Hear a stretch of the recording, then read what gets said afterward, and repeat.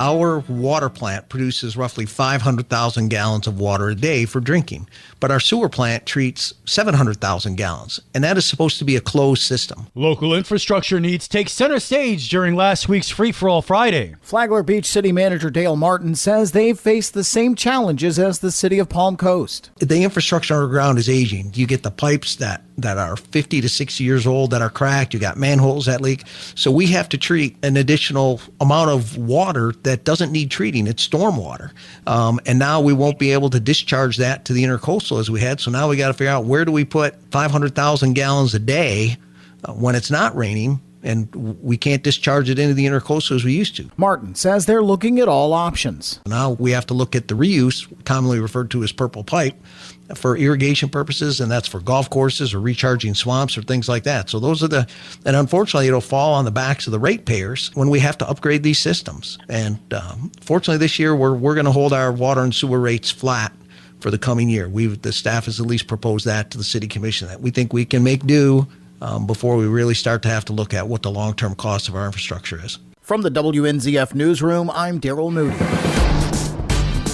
Good morning, Flagler County. I'm Rich Carroll. You're listening to Flagler's Morning News on Tuesday, August 26th. The Flagler County Sheriff's Office has arrested a fugitive from justice wanted in Vermont. Recently, deputies in FCSO's Community Policing Division contacted the FCSO Fugitive Unit with information on a suspect, 27-year-old Taylor Crowning-Shield, in a string of larcenies targeting smoke shops and for violating her probation.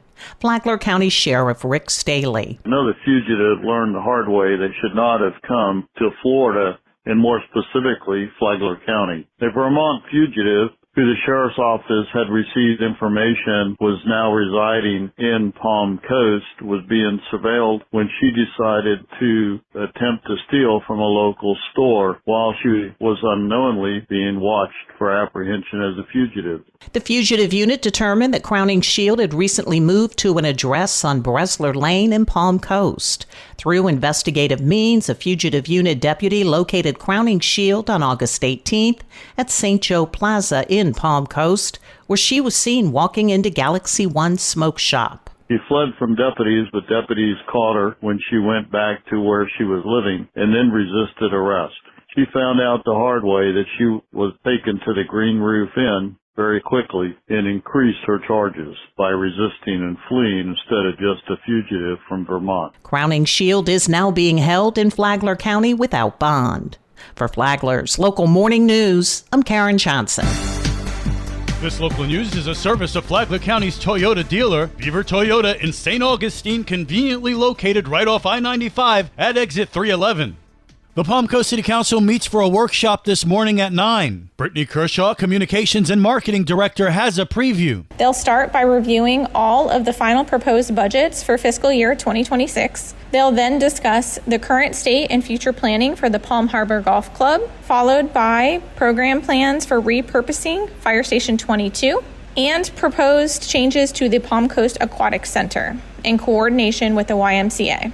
They'll follow up those facility presentations by discussing the Southern Recreation Center and the potential to partner with USTA. And the final item on the agenda will be reviewing the city manager applications to attempt to narrow down the candidate pool. The city has received 112 applications for the city manager position, and City Council will be looking to narrow that pool down to around 25 during the workshop meeting. And public comment will be open at the beginning and end of the workshop, as well as on each agenda item. Watch the meeting live on the Flagler Radio YouTube channel or the WNZF Facebook page.